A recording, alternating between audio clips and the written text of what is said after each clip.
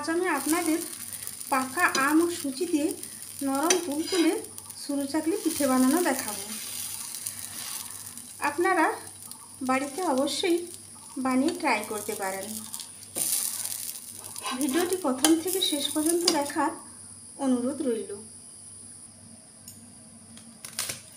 প্রথমে একটা 200 গ্রাম সুজির প্যাকেট কেটে সুজিটা মিক্সিং বলে নিয়ে নেব।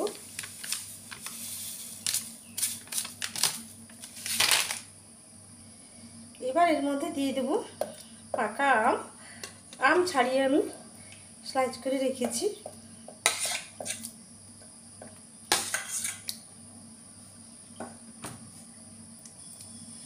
এর মধ্যে দেব চিনি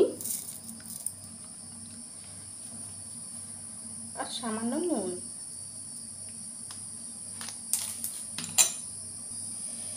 এবারে যতটা সুজি নিয়েছি ততটা আন্দাজ এর মধ্যে জল দিয়ে দেব।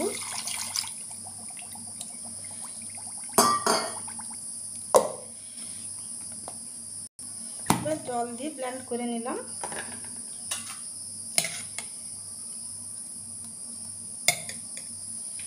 এবার একটা বোলের মধ্যে নিয়ে নেব।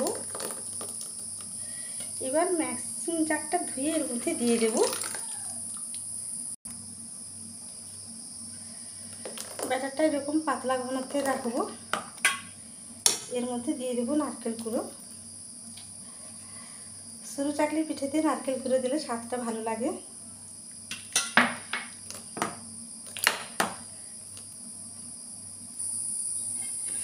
এবার একটা তাওয়া বসিয়ে ঘি ব্রাশ করে নেব। এবার গরম করে নিয়ে মধ্যে 1 হাতা ব্যাটার দিয়ে দেব।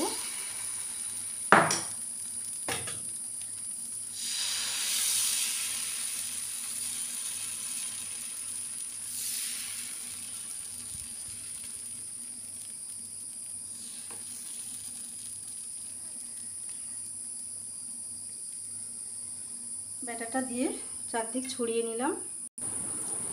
এবার পিঠের ওপরটা শুকনো হয়ে গেলে এইভাবে ভাঁজ করে বের করে নেব। দেখলেন খুব সহজে কত সুন্দর আম দিয়ে সরু চাকলি পিঠা বানিয়ে নিচ্ছি। আবারও একটুখানি ঘি ব্রাশ করে নেব।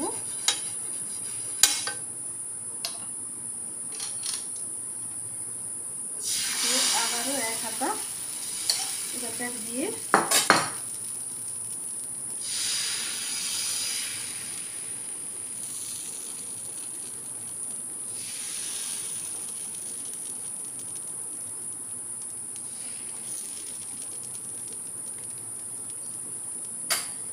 চারিদিক ফোল্ড করে নিলাম।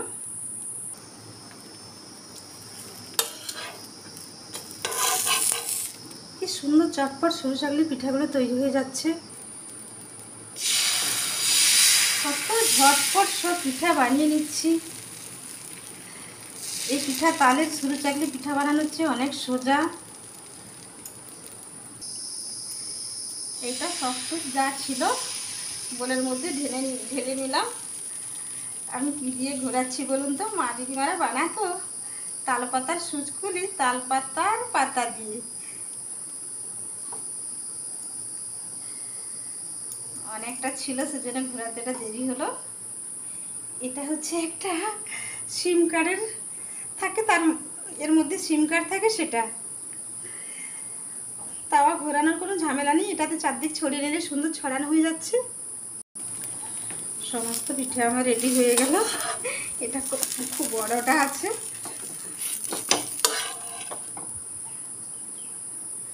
তাইলে দেখলেন তো খুব সহজে কিভাবে আমি পাটিসাপটা বানিয়ে নিলাম। তো পাটিসাপটা বললাম, তালে আমের সরু চাকলি।